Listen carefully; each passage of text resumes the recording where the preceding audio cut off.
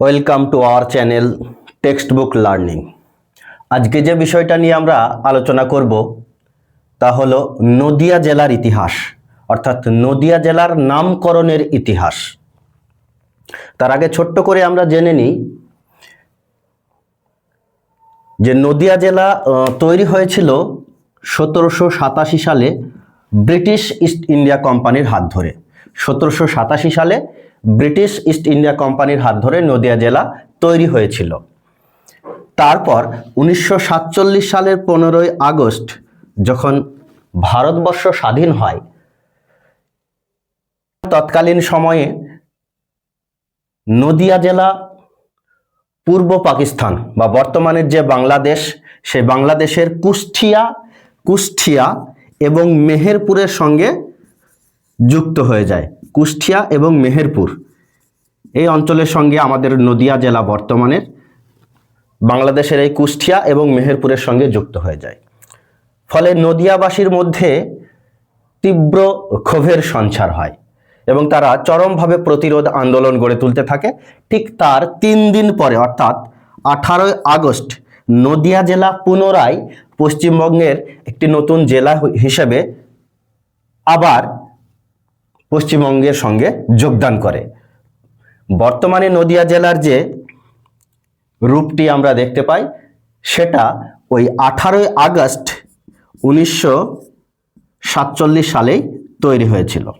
তো এখন বিষয় হচ্ছে আমরা নদিয়া জেলার যে নামকরণ সেটা কিভাবে হয়েছে বা সেটা কিভাবে পেলাম।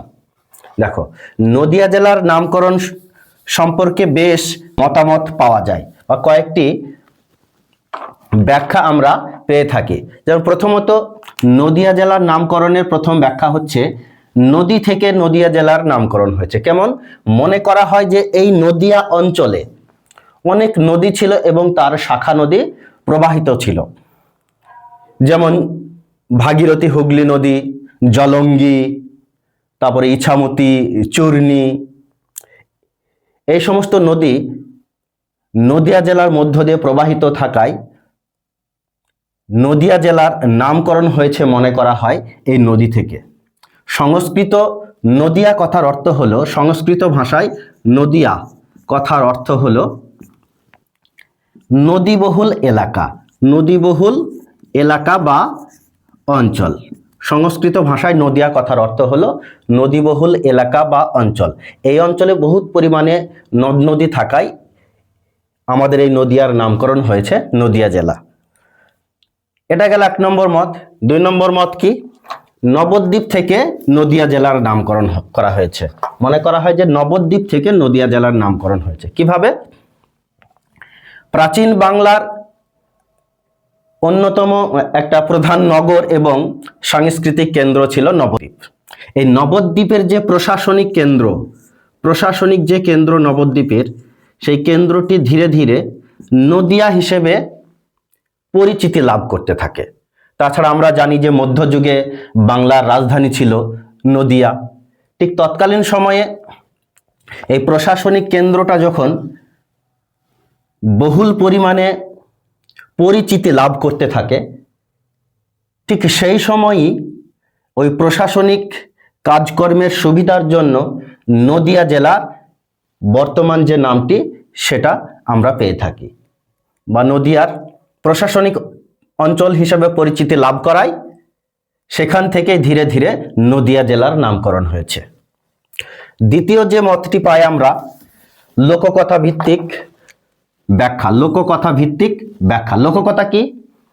লোককথা হচ্ছে মানুষের মুখে মুখে প্রচলিত সেই সমস্ত গল্প যেগুলোর কোনো লিখিত ভিত্তি নেই, কিন্তু সেগুলো শুধুমাত্র মানুষের মুখে মুখে প্রচলিত হয়ে এক প্রজন্ম থেকে অন্য প্রজন্মের পৌঁছায়। এই লোককথা অনুযায়ী মনে করা হয় যে প্রাচীন বাংলায় নদ নামে একজন রাজা ছিলেন। নদ নামে একজন রাজা বা শাসক ছিলেন। মনে করা হয় এই নদ রাজার নাম থেকে ধীরে ধীরে নদিয়া জেলার নামকরণ হয়েছে। আরেকটা যেটা খুব উল্লেখযোগ্য মত, আমরা যেটাকে বলছি কিংবদন্তির ব্যাখ্যা। কিংবদন্তির ব্যাখ্যা। কিংবদন্তি কি?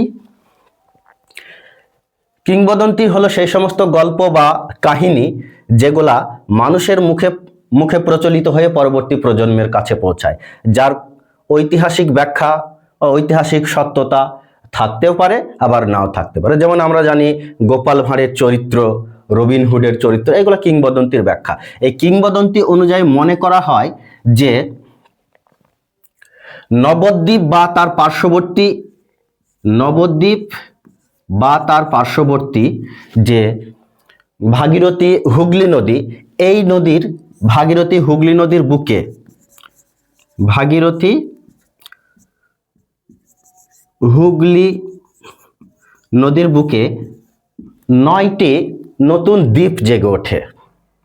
9টি নতুন দ্বীপ জেগে ওঠে। ঠিক সেই সময় কোনো নাম না জানা এক সাধু ওই 9টি দ্বীপে ন দিয়া তান্ত্রিক সাধনা শুরু করে। দূর থেকে দেখলে মনে হতো যে 9টি দ্বীপ। বর্তমানে অসমীয়া ভাষায় ন মানে হচ্ছে 9 এবং দিয়া মানে হচ্ছে দ্বীপ। অর্থাৎ তিনি ওই যে নতুন 9টি দ্বীপ জেগে উঠেছিল সেখানে 9টি প্রদীপ দ্বারা তান্ত্রিক সাধনা শুরু করেছিলেন। মনে করা হয় এই 9 থেকেই নদিয়া নামের নামকরণ শুরু হয়েছে। দিয়া মানে হচ্ছে দ্বীপ আর ন মানে হচ্ছে 9টি। তাহলে 9টি দ্বীপ দিয়ে যে তান্ত্রিক সাধনা শুরু করেছিলেন সেই নাম থেকেই মনে করা হয় যে নদিয়া নামের সূচনা হয়েছে। আরেকটা ব্যাখ্যা কি? ফার্সি উৎস বা ফার্সি মতবাদ দ্বারা কি মনে করা হচ্ছে যে বিখ্যাত একজন ফার্সি ঐতিহাসিক মিনহাজউদ্দিন সিরাজ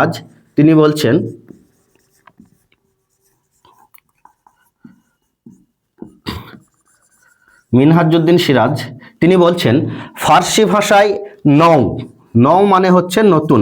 ফার্সি ভাষায় নৌ মানে হচ্ছে নতুন। আর দিয়াহ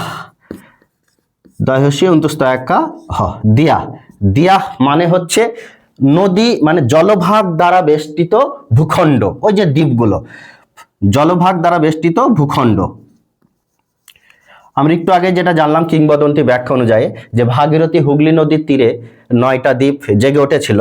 তিনি বলছেন যে ওই ভূখণ্ডগুলিকে, অর্থাৎ জলভাগ বেষ্টিত ভূখণ্ড এবং নৌ মানে নতুন, অর্থাৎ নতুন জলভাগ বেষ্টিত ভূখণ্ড, অর্থাৎ নদিয়া থেকে ধীরে ধীরে নদিয়া নামের সূচনা হয়েছে। তাহলে আমরা জানতে পারলাম যে নদিয়া জেলার নামকরণ কিভাবে হয়েছে। Thanks for watching. দেখা হবে আবারও পরবর্তী কোনো ভিডিওতে।